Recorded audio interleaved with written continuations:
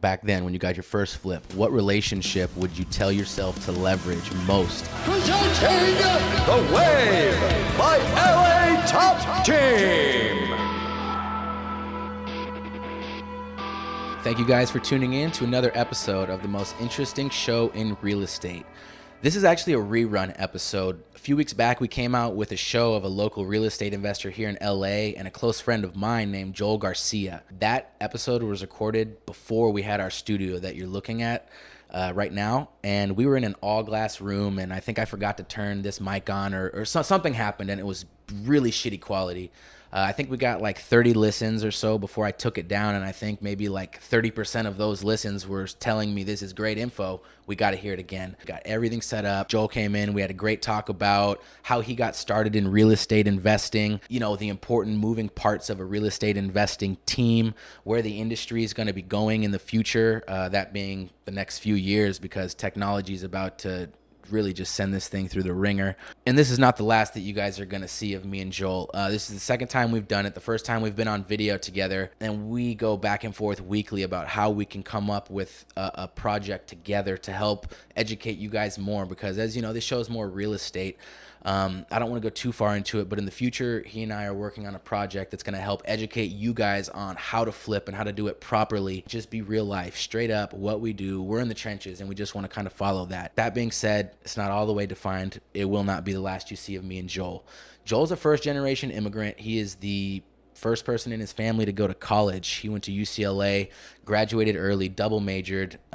You can tell from the recording, the guy is a very, very bright guy and would have been successful in any field that he had chosen. Just happens to be real estate, and he's been driven, organized, and focused on that since 2011. And you can really see the fruit of his labor. He's got close to a dozen projects going on right now. I'm not going to be in the man's pockets, but you can do the math there. I mean, he's somebody that I look up to, somebody that, you know, I would like to have my organization like. So it was great to have him on the show. Great to hear that, you know, our minds are in the same place with where we think the industry is going.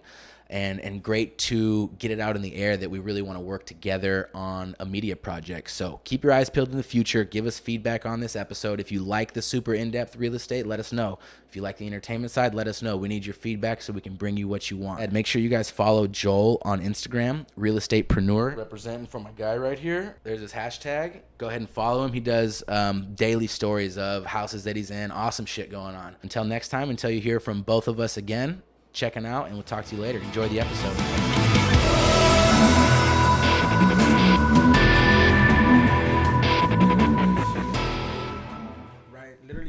Right before we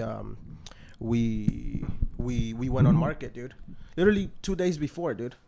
Literally 2 days before we went on market, and she was like, "This is nice," like, because she's been asking me for a bigger house or just, you know, another house, because where I'm at. I've been there for a while. I haven't updated it, and I keep saying, "Oh, I'm gonna update it," and I have plans to build like 1,500 square feet more, and but I just never got to it because I'm so busy with the projects, you know. And she's always told me, like, I mean, you do this for, you know, you do this, you know, like, I can't believe you do it. You don't do it here. So we were shopping around for a house, but I was like, look, I mean, and I kept telling her, like, in this market, I'm not going to buy a house for ourselves right now. We're going to overpay. Right. Trust me, we're going to overpay. You know, and I told her, if I find a fixer-upper, you know, in an area that we like, well, I'll flip, you know, we'll flip it, you know. And yeah, dude, she walked into hardcore, and I was just showing her the staging, because she likes to see the staging after it gets done. And she's like, I like it here. Why don't we just keep this one? And I was like, got it for a discount. We might as well. Yeah. So yeah, man. I mean, I'm pretty sure neighbors are not gonna like me because of the comps, you know, because I'm obviously, you know, I'm screwing up the comps, because we should have sold that house for maybe like $850, $900. Yeah, I was gonna say, it's a $900,000 house that's on record as, and like, way less. So So I mean. Well, I mean, it is what it is, but yeah, man, it's. I mean, it's not malicious. It's just doing you. So exactly. So I ended up turning it back into a duplex. Did you? Yeah, because I don't need that much space. Because Okay. that was the whole argument too. I mean, where we're at, it was a little bit bigger, and I was gonna build to like have an Airbnb. So I'm Airbnb in the back. Good. And oh man, dude, it's a game changer, man. I'm actually thinking of changing some of the rentals that I have, at least close to SC, and Airbnb in them, because of the new stadium and all that. I mean, you're so damn smart and have so much reach. You could do it without Airbnb. Cut the middleman out.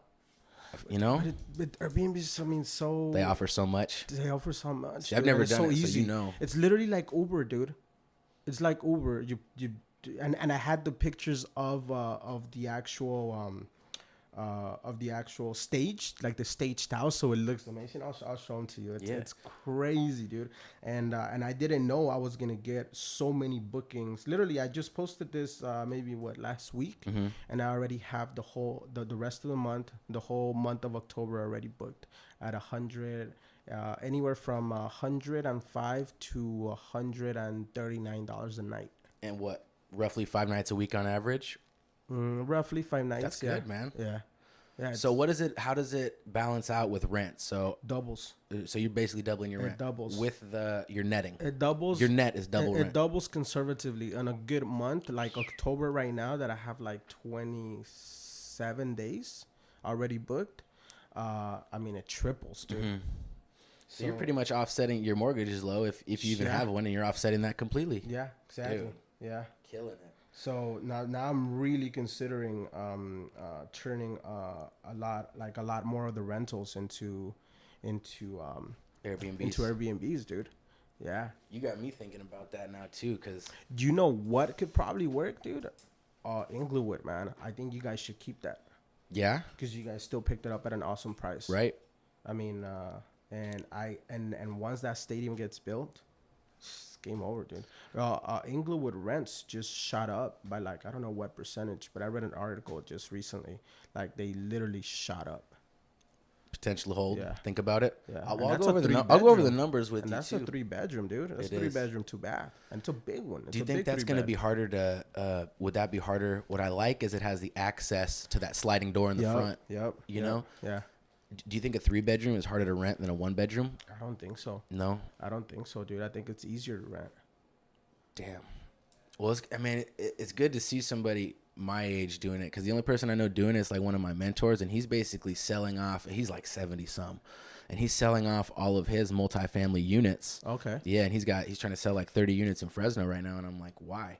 And he says because I'm killing it with his Airbnb in San Diego on the beach in Pacific Beach. Oh yeah, I'm pretty sure. Somebody just sent me an off market in Hollywood, and close to Hollywood Hills, and it's a duplex, and I believe he wants like 1.3, I think 1.3, 1.4, and I was like, nah, dude, I'm not interested.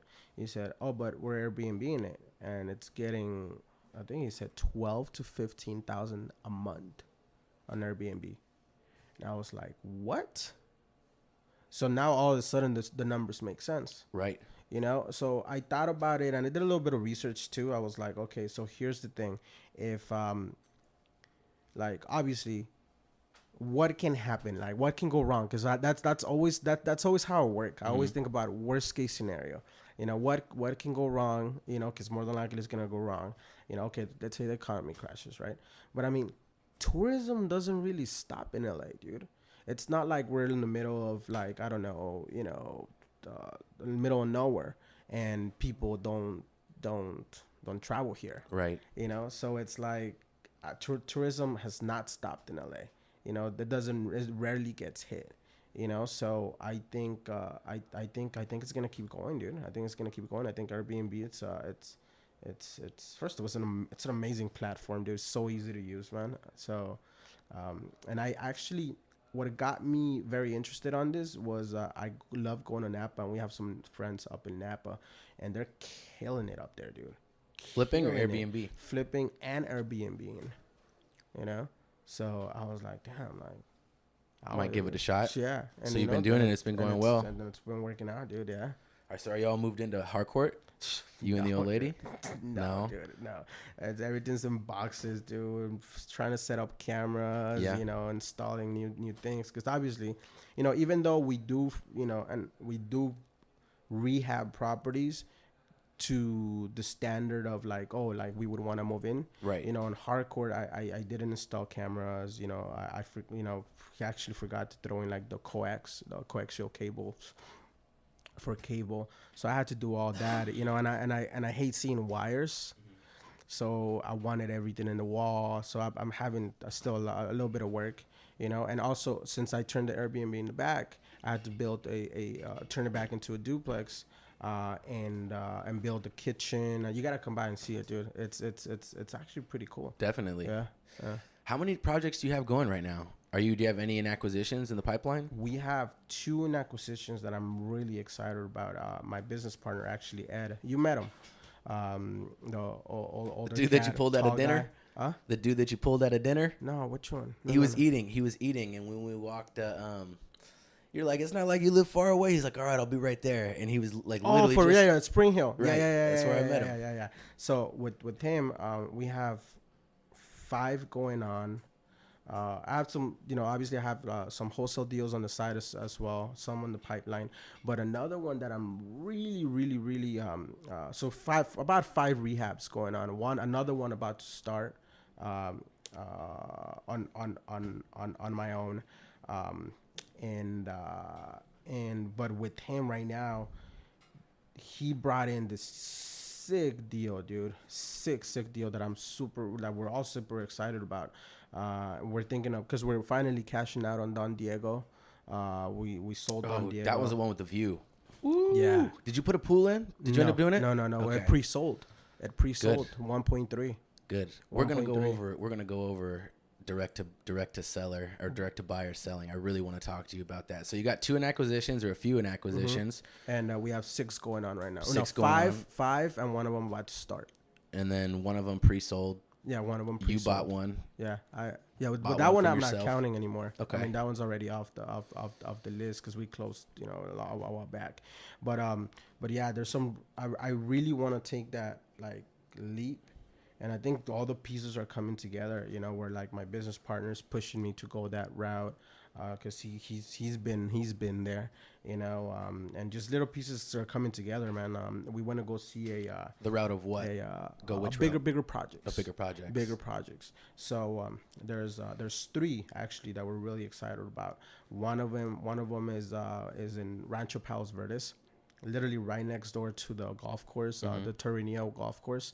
Dude, the view is I personally like city views a lot more, but this ocean view is freaking amazing, dude. You're like a block away from the ocean, but you're like really high on top, that you see Catalina Island. Like, it's right there. It looks like you can grab it, dude. And it's so real, dude. Like, that house had so many levels, so many rooms, and I think purchase price is like it's like 2.6, 2.7, but ARV is like, I think we might be able to get 7. We're talking about millions. Yeah. So about 2.5 million with full tear down. No. It's so big that it's a gut.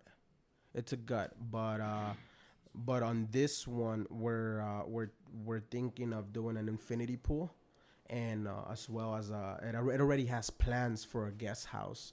The lot is huge, man. I mean, it's. I was just looking at this house like, what the hell, like what am I getting myself into, you know? But is that the one that your partner found? Yeah, he found that one, and because he's been there, you know. I mean, he's you know, he's flipped in Palisades and you know, in Hollywood Hills, and on this one, you know, I'm excited, you know. I'm excited just to be part of it, you know. So yeah. I mean, because that's ultimately I really wanted to go that route. I wanted to do bigger projects, you know, if not like high end one project, because if you think about it, it's one project that, yes, a little bit longer. It's probably going to be maybe about a year, probably less, probably maybe 7 to 8 months. But I'm thinking, let's just say a year. And that payoff it's probably going to equal 3 deals in the $600,000-$700,000 range. You know, if not more of them, probably 4 or 5, you know. So depending on where this goes, because I mean that market, I mean just the way I'm trying to understand the numbers is crazy. Overnight, if something sells, you know, $500,000 more overnight, that whole block like changes. And that's all profit. Exactly. But it could work the other way. Exactly. You know? I mean, so it's a risk. It's absolutely a risk. You know, I mean, we're in an industry where like it's a risky industry. Shit, everything can go to shit. You know, right away. 3 months from now. You know, I mean, we have a pretty unstable situation with our politics, and that'll just trickle down to everything else. Exactly. I would imagine. That's you know, that's the wrench that can be thrown into the mix. You know, if something, you know, happens, obviously, you know, it can have an impact on the stock market, on interest rates, you know, and everything can go to shit. Yeah. You know? And then, well, you got to weigh that in when you say, do I want, you know, $600,000 homes that I know I could sell? I might lose a little bit. Absolutely. Or do I want to get caught ass out with $3 million on the table? No, and you're completely right, dude. You're completely right. So especially if you finance it, you're making payments. See, right now though, I mean, at least from everybody that I talk to and everybody that it's around me and just everything that I've been reading is that it points to the fact that I think we still have 2 to 3 years, you know, healthy years. You know, maybe on the third year, you know, maybe, you know, we'll start seeing maybe kind of like a correction, or in the second or the third year. So that leads me to believe that at least next year, it's still gonna be a good year. So if we purchase now, we'll finish towards the summer, which is the best time. You know, I mean, I think we're gonna be good. Be all right. I think we're gonna be all right. And I'm pretty sure we're gonna be all right. And I feel like the people who buy those homes are a little bit less susceptible to swings all that stuff. So I don't know. Yeah. It's a different risk. You know what I mean? It's a different risk. Yeah, it's but man, I you know, scare money don't make money. That's right. So, well, I mean, that's kind of my goal too, is to do less projects, but kind of bigger, more meaningful projects. You know, meaningful, that I care about. I think you hit it right on the nail, man. Meaningful, man. Because don't get me wrong. I mean, I love doing, you know, the projects that I'm doing right now. But I learned on Don Diego. You know, me and my partner, like after we're done, we were sitting right in front, and we're like, dude, like we fucking built this, dude. Like, do you remember what it was? Like, dude, man, I'm doing a video, by the way, like a before and after video, a well shot video. And man, like the inside is just amazing, man. Like we put in those bifold doors. It's just, it's an amazing house, dude. Like, and I was like, I like that feeling, you know, of like saying, dude, like we built this. Like it's our designs, because some of the finishes the buyers ended up picking, which is really nice finishes, by the way. But you know, you sit there and you're like, dude, like I did this, you know, and it's a good feeling. So I think on bigger projects, that feeling kind of maximizes, you know, and that feeling kind of gets a little bit you know, more ingrained in you. You know, and I've been talking to a few people, and that's when you start making, you know, not changes in your life or leaps in your life, but you start making like quantum leaps, right? You know, exponential growth. Exactly, and that's where I wanna go. I think I'm ready to go that route. Well, I think because the impact that you make, even though it's physical, it also is, you know, you make an impact in the neighborhood as well. Not just the physical landscape of it, but you're improving the neighborhood. It's always going to be there, and in a nice neighborhood that you did, Don Diego, it's going to force everybody else to bring that value up. So, and it's gonna force everybody, like especially other rehabbers, to not cut corners, you know. Okay, like yes, for example, like on stucco, you know, we try to do all smooth stucco, you know, super nice, super modern. It's a lot more expensive, double the price, you know? And hopefully that prevents, you know, another flipper to come in and just spray on sand finish or something, you know, because, you know, we're trying to maintain the value of the neighborhood, but at the same time, you know, not doing Mickey Mouse work. You know, we're trying to make sure, like I said, we build houses that we ourselves we want to live in. You know, and like now I can honestly say, dude, I moved into a house that I was gonna sell. You know, so I mean, we build good houses. And I did that too. Yeah. I was flipping one. We're getting ready to sell it. I'm like, dude, I'm just gonna. Is that the move one into on the hill? No, sold that. Okay. Yeah, okay. dude. I bought it for like 530, sold it for like 640 in 14 months. Okay, El Sereno went. El Sereno, crazy. yeah. Went crazy. I had to sell, and then luckily I was just gonna rent a spot like in Culver City, and then I was finishing one of the flips, and I drove there a few times, and I'm like, this is an easy drive. This is a really nice neighborhood. Where are you? Right 50th and Normandy. Oh, that one, the green Craftsman. Exactly. Oh, dude, that's a nice house. That was a nice house. Exactly. That's, a nice house. That's why the more I drove there, the more I got that feeling. And I said, fuck it. I'm going to buy it from myself and move in. Yeah. So I did. That's good, man. Bought it from myself. So I didn't make any money on it, but I got equity sitting in it. So when I go to resell. Yeah. My next move is up by you, though. I'm trying to get up on Angela's Vista. I might have something coming up. I like it up there, man. Once you get up that hill, there's that little plateau with all the palm trees on it where Harcourt is and Rimpau and those streets up there. That's what I loved about that street, dude. Like just like the palm line street. I mean, it's I like it, dude. It's nice. It's a good feeling. So how you said your partner's been flipping longer than you, right? Oh yeah, dude. How long has he been in the game? For like 25 years. 25 years. How'd you guys get linked up? You know what? He reached out to me on Periscope. This was maybe like 2 years ago. You know, and we started talking. You know, he bought. I don't remember if he bought a deal. I think he bought a deal from me. And I went to one of his projects. He came to one of my projects. We started just hanging out. It just started kind of like, it was kind of organic. You know, because he reached out. He was like, he told me, he was like, oh no, I saw you, young cat, doing his thing. And I went to one of his projects, and he was doing the projects that I wanted to get to at that point, because at that time I was doing maybe like most of them were like in the $500,000-$600,000 range. I had done one that was like 9 something, but I did that with like 3 partners. And yeah, I was like, dude, man, I wanna, cause I already lived close to that neighborhood, and I was like, dude, I wanna start flipping here, I mean, and he's like, yeah, man, I've done a few, I've done that one, I've done this one, and just little by little, dude. One time, I think we just sat down, and we're like, dude, let's do a project together, and it's like, yeah, dude, let's do it, and it worked out, and then when we're doing that project, we ended up picking up 2 more, and then it snowballed. It snowballed, yeah. Kept going. You guys had, that's awesome. So, I mean, has it been what you expected, the real estate investing game? You've been doing it, what, 8 years now? Since 2008, yeah.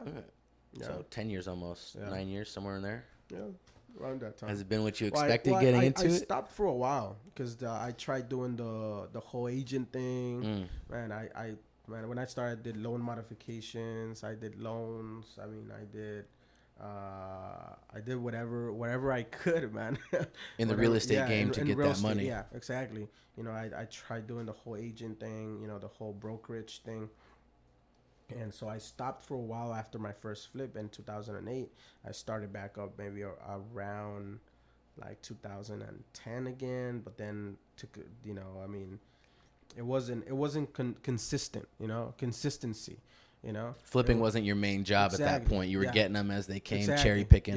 Yep. And but finally, I think it was like 2012, 2013. I said, dude, you gotta be able to do this, man. You did it once in tougher situations. Now you have a little bit of capital to go on the offense. And fuck it. I mean, you're young. What's the worst that can happen? Right. Well, I know your story of the first flip. Why don't you just give the Reader's Digest? Basically, you had to scrape together money from people that you really love and trusted you, so you were asses on the line, right? So it's pretty much, it was my family's life savings, dude. And some savings that I had from school when I was working at school. I think at the time I had sold my car as well, to try to have a little bit of capital, and also it was a family friend who happened to be the real estate agent who got my parents their first house, and yeah, dude. I mean, I don't know. Somehow I was able to convince them, hey, this is a good idea, and they trusted me. But it was the first time it was hard, dude. It was hard because I mean, I don't know. I think I told you the story when we all got really scared because we couldn't find the house. Right. We literally bought it sight unseen at the auction by it was well, now it's auction.com, but back then it was known as REDC. And I remember back then they still had like white and black flyers. It's just literally just print out flyers. Now they're super fancy and like. Were you in person or was it online? No, it was in person. Okay. It was like in at person. a courthouse or something. No. It was at a ballroom. Okay, like a hotel ballroom. Yeah. So yeah, we bought it. I think we bought it for what? Maybe, man, I don't remember the exact numbers, but I think it was like 60 something. We put in maybe about like 20 into it, maybe a little bit more. And ended up selling for like 165. But it took a lot longer than I expected, because it literally took almost like a little bit more than a year. Because it fell out of, well, first of all, I mean, we tried doing some of the work ourselves to, quote unquote, save some money. Mistake. Oh, absolutely. Yeah, disclaimer, don't do that. Yeah, don't do that. Not at all. So, I mean, so you think in your mind, you're like, oh, well, if I lay the tile, I can save but it's just you learn the hard way, right? So it's a lot better for you to just pay obviously somebody that does that for a living instead of you trying to figure out. You waste more time, but obviously back then, you didn't know that, and also we didn't have the capital to do it, right? So some of the work, obviously we did it ourselves. The paint, the kitchen, obviously somebody installed it, but yeah, we like tile, paint, things like that. And it was a group effort because my parents were there, the real estate agent and her family was there. I was there, scraping paint, painting the garage door, and the property fell out of escrow twice. It fell out of escrow, and finally sold on the third time, but it took a lot longer than I expected. Right. Luckily, the investment was a positive one. Everybody kind of, was happy, that it happened. But I told myself, man, like I will never put my family in that situation. Like it's scary, So, that's kind of why I stopped. For a while. That little break. Yeah, it took a little between like 9 and 10. Mm-hmm. 9, 10. And until I was able to say, okay, I have some chips now that are mine. That if for some reason something happens, I'm responsible, and it affects me. It's on you. It doesn't affect anybody else. Yeah. So back then, knowing what you know now, and you could talk to yourself for a minute. Back then when you got your first flip, what relationship would you tell yourself to leverage most in that first month of acquisition? In that first month? Yeah, like, okay, you got the house and you think, now what? Now is my first flip.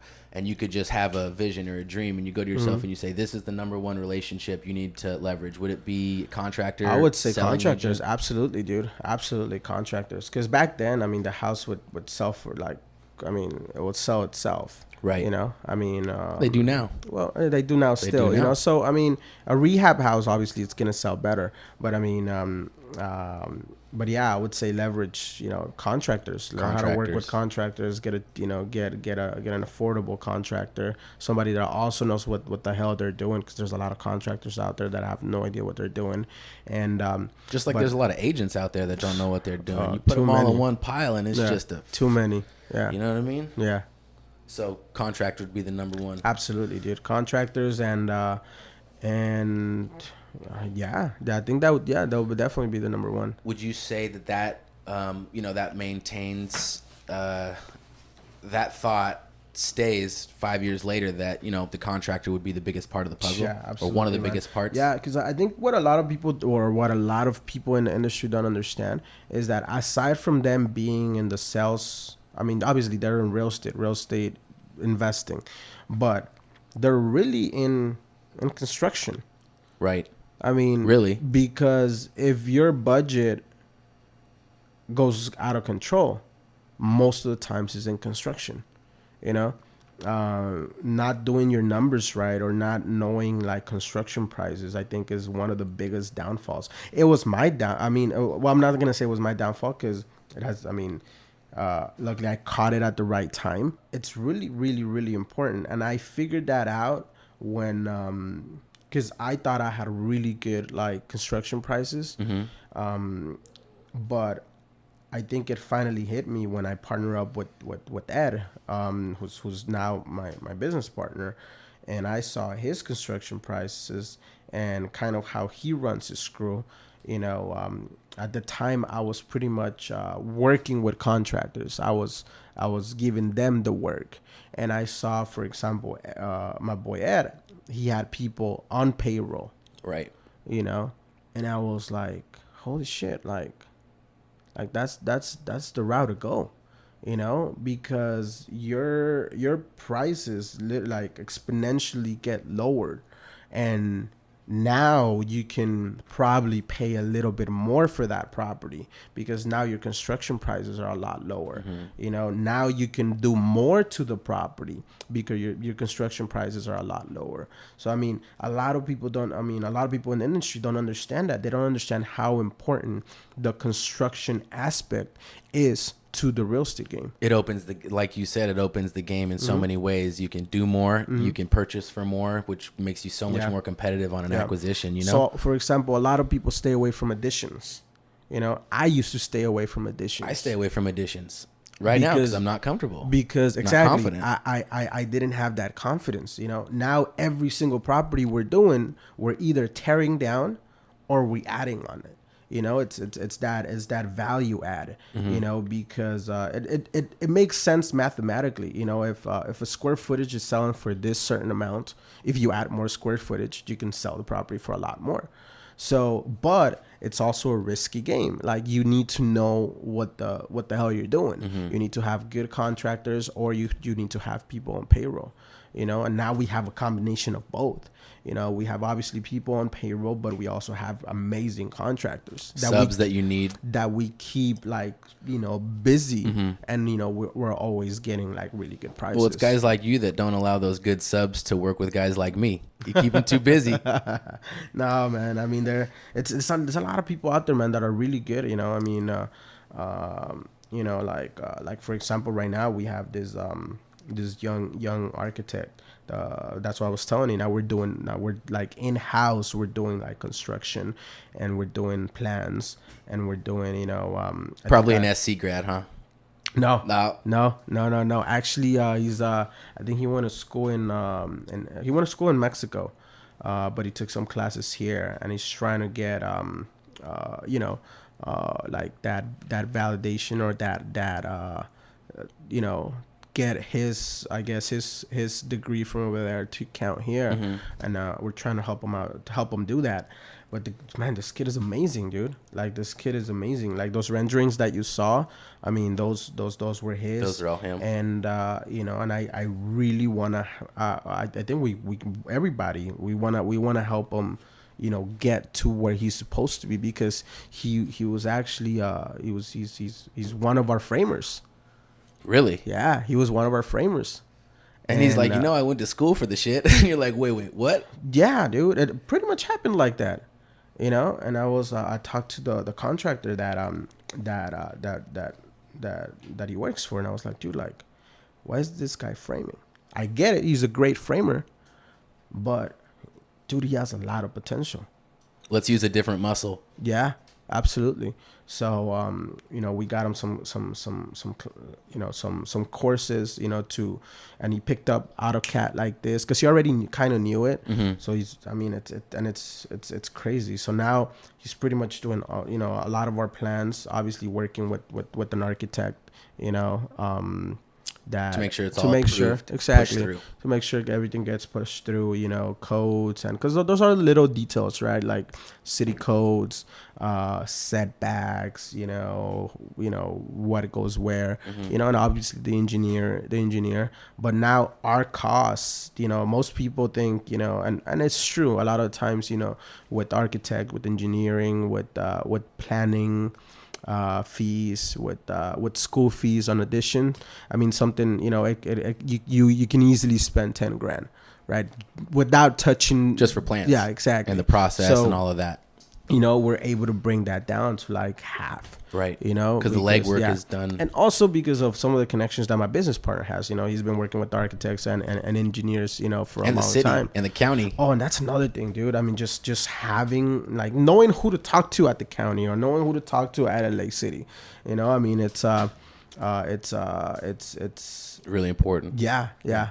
So I know we kind of touched on it through this whole talk, but where are you trying to take LGC in your business in 2018? More in-house and more meaningful projects, but what else? More meaningful projects, bigger projects, and I think there's a space for a construction company, a bigger construction company, and also, man, I'm trying to, you know, follow in some of your footsteps, dude. I wanna do a lot more video. I wanna do a lot more media stuff. I wanna be able to capitalize on the times that we live in, you know, and be able to document, you know, a lot of the stuff that we do, because I think it's worth documenting it, man. I mean, I think it's a journey. I wish I would have started, you know, documenting it from way back, which I kind of did. I did a lot of like Facebook Lives, Periscope, and recordings, but I wanna be able to, you know, just document it a little bit more. Yeah, I was gonna say, save some room on that plate for the media company we got brewing. Yeah. You know what I mean? Yeah, 'cause you got so much content. We have so much between us that it's like, and that's what much knowledge. That's what I tell. Out, you know? I tell because we have conversations, right? And I tell my boy Ed, I'm like, dude, I wish we had like a D-Rock, dude. I wish we had like just somebody just following us around, because like sometimes we have the real conversations, you know, like, and because and you know this about me, like I hate like this like guru. Well, we just don't do it. That's why we click, because it was like. Like, you know what I mean? You know, yeah, exactly. You know, like, and I hate like that a lot of people in our industry are super fake. You know, I mean, they're more about like, you know, don't get me wrong. I mean, I'm okay with the lifestyle and, you know, and you know, and the money, obviously. But, you know, it's not about that. Like, you need to show people how you got to that, you know? And a lot of these gurus got there by selling educational products, not by flipping homes, you know? So my whole thing is, like, I want to show people what the fuck's going on out there, what the fuck's going on in the trenches. You know, I literally tell people, dude, I'm in the trenches every single day. Like, there's literally a trench right there. Not HGTV style. Exactly. Show them everything, the entire aspect of everything, you know, like the headaches, you know, the headaches of like, you know, sitting down and doing numbers, you know, the headaches of going to the city and having a plan checker say, oh, no, you can't do that, you know, but somehow being able to talk to him or to her, you know, and say, well, how can I do it? How can we do it? Convince them to like let you know how to do it. Then going back to the architect and you know, or the engineer and having them rework it and then finally getting it done. You know, just, you know, I mean, it's just little things like that. You know, for example, a phone call coming in and I'm putting a deal together in you know, in 30 minutes, you know, from lead to contract out to purchase, you know, I mean, to beginning the purchase, you know, I mean, it's just little things like that, because and you know this, in our every single day of our lives is not the same. Right. It's literally every single day is different. That's what I love about it. But now I'm trying to get better at having some sort of routine, because I'm everywhere. Like my mind is everywhere. It's really funny. Yesterday we were at a lounge, at a cigar lounge. We're just chilling, we're just unwinding, right? You guys are vibing. This older black guy, dude. You know, cool little hat and everything, and and he just literally looks at me, fool, and he's like, dude, you gotta slow down. I was like, what? And I'm like, yeah, dude, you gotta slow down, man. Your vibe's stressing me out. And I was like, what? But then I thought, I was like, dude, you're right, dude. Like I'm like I came in and I was like, oh, like I went to get a cigar fast, and then I was talking, and he was like, yeah, man, like sometimes you just, this place is for you to unwind, he said, Well, you were like, wound up. That's why you went there to unwind. So you realized exactly. why you were exactly. But my phone was ringing and I was taking calls. It was like, dude, things are gonna happen. Like the universe has a way, to get out of your way and make shit happen for you. When you need to unwind, just fucking unwind. Yeah, it'll happen regardless of what you're doing, but you gotta let it. He said, and that stuck to me. We had a long conversation about a lot of things, dude, because we ended up talking to him. But I was like, dude, like, he's right, man. Like, sometimes you just have to, because we live also really hectic lives, and you have to unwind, dude. Right. Sometimes it takes a toll. And that's one thing that I'm really bad at, dude. Like, sometimes I'm on an edge, and I'm always on an edge. And I think that's another thing, I think, where I want to be in 2018. I want to be able to be a little bit more organized, and not be like super, all over the place, like super what is that called? ADHD, or ADD. Just scrambled up. Yeah, exactly. Because man, I want to be able to enjoy it. I want to be able to live long, dude. Yeah, I feel like, honestly, just to kind of parlay on that, I feel like that's been my goal for like the last 4 years, and I really got to dial that down too, because every year I've made more money, and no matter how much more money I make, I still feel like I really got to dial that down. Yeah. Control the time better, maximize the time better. And then to go back what you were talking about, educating some other people and showing them how you do it, giving them a real look at it. I think that goes back to the desire to do deep work or something meaningful. Help other people, like you got helped. You had a mentor. Ed helped you out. I'm sure other people helped you out. Be that for somebody else, be an It's a good feeling, dude. It's a good feeling to be able to do something for somebody that cannot do anything back for you. I think it's a really, really good feeling. Well, it's a powerful thing. It puts a lot of good energy out there. Exactly, dude. And I think we had this conversation last time. I wholeheartedly believe that in this universe, in this world that we live in, energy is everything, and I've been actually getting a little bit deeper into that, trying to understand, the different laws of the universe, and how they work, because it's really crazy. It's a really crazy subject, crazy in a good way, because sounds like somebody went to Burning Man. Right? Did you let it burn this year, bro? Seriously, man. No, dude. I've been just reading some books, talking to a few people that are I think that are on that wavelength, and because it's hard to find people like that, man. That truly, because even like successful entrepreneurs, a lot of the times they're just like driven by money, and like that's all they focus on, and I feel like, nah, dude, like I want to be chill, dude. I want to be balanced. I want to be happy. When's your birthday? The 12/31. Okay. You're talking about balance. I was like, maybe he's a Libra. Yeah. No, 12/31. I'm a Capricorn. Okay. Well, maybe that changed. Because I mean, remember they found that like new zodiac sign. Oh, you were something. on that? I don't know. Probably. Oh. I don't know. I still consider myself a Capricorn. But yeah, man, I wanna, there's happy times that I've had, but I know people that are constantly happy, that are constantly like, good, on. And like, obviously you have happy times, and a lot of people won't even acknowledge this, or won't even, or they'll say, oh no, dude, I'm happy, but like, really think about it. Like, are you really happy? Like, are you constantly happy? And I'm not saying you can constantly be happy all the time, because, obviously there's ups and downs, but you want to be able to be on the positive side of things, you know, more than on the negative side. You know, it's just obvious, right? Right. So, you know, and I feel like everything's energy, you know, like you said, you know, I mean, teaching somebody or helping somebody that cannot do something back for you, it's a good feeling, dude. And I'm happy that I'm able to do that now. Hopefully we can do it more in 2018. Absolutely, man.